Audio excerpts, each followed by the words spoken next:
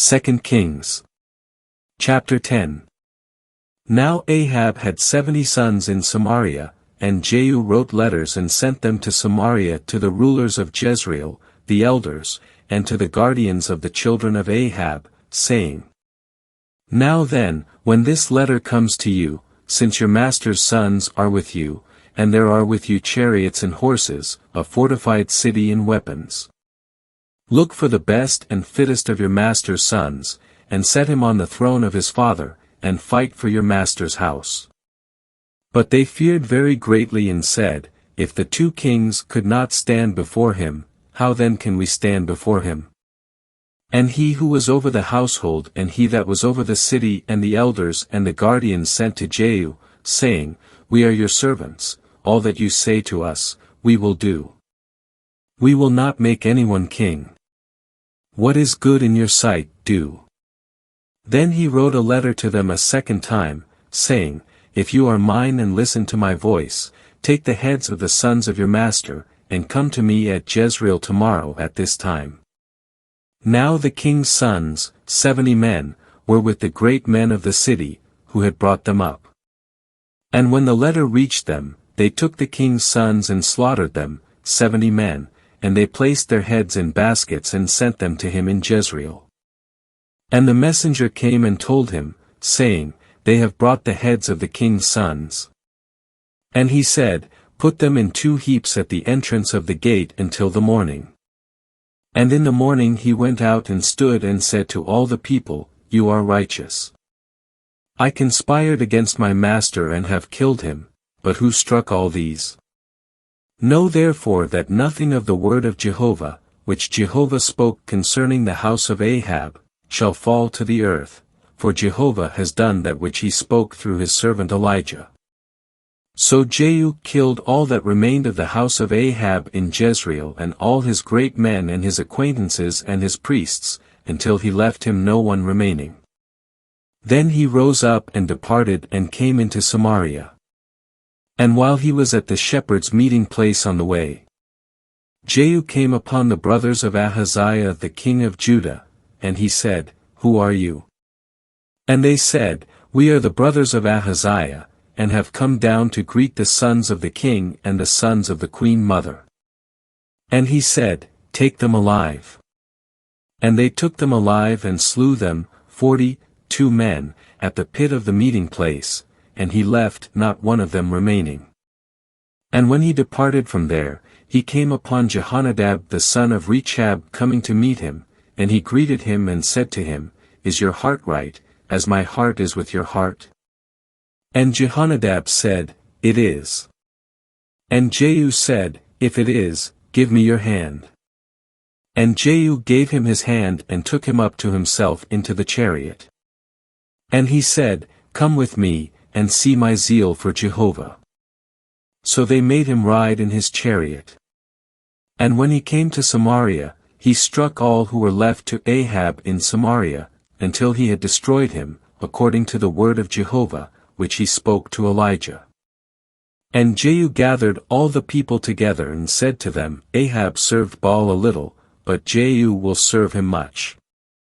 Now call to me all the prophets of Baal, all his servants, and all his priests, let none be missing. For I have a great sacrifice to do to Baal. Whoever is missing will not live.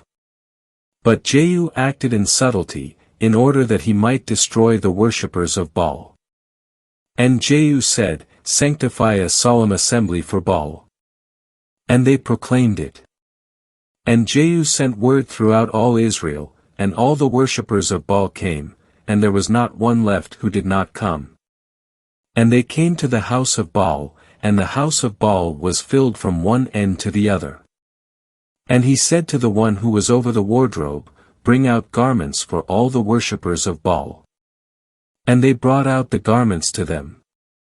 And Jehu and Jehonadab the son of Rechab came to the house of Baal, and he said to the worshippers of Baal, Search and see that none of the servants of Jehovah are here with you, only the worshippers of Baal should be here. And they came to offer sacrifice and burnt offerings. Now Jehu had stationed for himself 80 men outside, and he had said, he who allows any of the men to escape whom I bring into your hands will give up his life instead." And when he finished offering the burnt offering, Jehu said to the guards and to the captains, "Go in and slay them, let no one get out."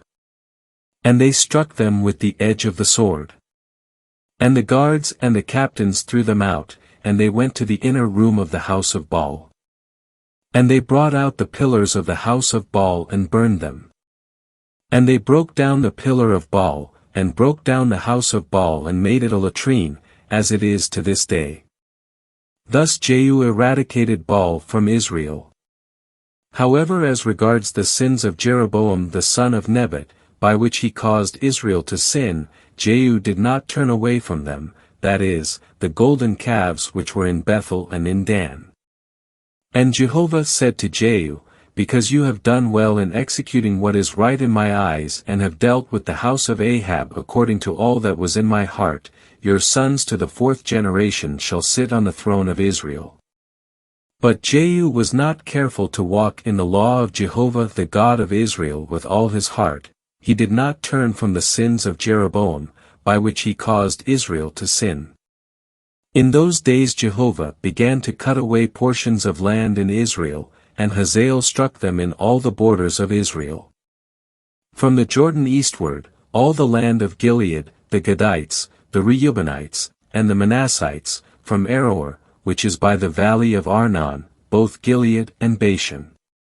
And the rest of the acts of Jehu and all that he did and all his might, are they not written in the book of the Chronicles of the Kings of Israel? And Jehu slept with his fathers, and they buried him in Samaria. And Jehoahaz his son reigned in his place. Now the time which Jehu reigned over Israel in Samaria was 28 years. 2 Kings. Chapter 11. Now when Athaliah the mother of Ahaziah saw that her son was dead, she rose up and destroyed all the royal seed. But Jehosheba, the daughter of King Joram and sister of Ahaziah, took Joash the son of Ahaziah and stole him away from among the sons of the king who were to be killed. She put him and his nurse into the bedchamber.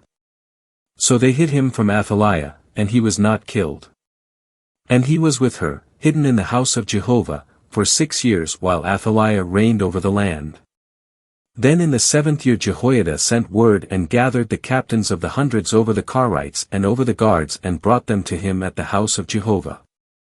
And he made a covenant with them and put them under an oath in the house of Jehovah, then showed them the king's son. And he commanded them, saying, "This is the thing that you shall do, 1/3 of you who come on duty on the Sabbath shall keep watch over the king's house. And another third shall keep watch in the gate of Sur, and another third shall keep watch at the gate behind the guards. You shall keep watch over the house for a defense. And the 2 divisions of you, all who go off duty on the Sabbath, shall keep watch over the house of Jehovah for the king. And you shall surround the king, each man with his weapons in his hand, and whoever enters the ranks shall be put to death, and you shall be with the king in his goings and comings." And the captains of the hundreds did according to all that Jehoiada the priest commanded them. And each took his men, those who came on duty on the Sabbath with those who went off duty on the Sabbath, and they came to Jehoiada the priest. And the priest gave the spears and shields that had belonged to King David, which were in the house of Jehovah, to the captains of the hundreds. And the guards stood, each man with his weapons in his hand, from the right flank of the house to the left flank of the house, by the altar and by the house, to guard the king all around. And he brought the king's son out and gave him the crown and the testimony. And they made him king and anointed him, and they clapped their hands and said, "Long live the king." Now when Athaliah heard the noise of the guard and of the people, she went to the people at the house of Jehovah. And she looked, and there was the king, standing by the pillar, according to the custom, with captains and their trumpets near the king. And all the people of the land rejoiced and blew the trumpets. And Athaliah tore her clothes and cried out, "Treason! Treason!" And Jehoiada the priest commanded the captains of the hundreds who had been set over the army and said to them, "Bring her out between the ranks, and anyone who follows her kill with a sword," for the priest said, "She shall not be killed in the house of Jehovah." And they made way for her, and she went to the house of the king through the horses' entrance and was killed there. And Jehoiada made a covenant between Jehovah and the king and the people that they would be Jehovah's people, and also between the king and the people. And all the people of the land went to the house of Baal and broke it down, the altars to him and his images they shattered to pieces, and they slew Mattan the priest of Baal before the altars. And the priest appointed officers over the house of Jehovah.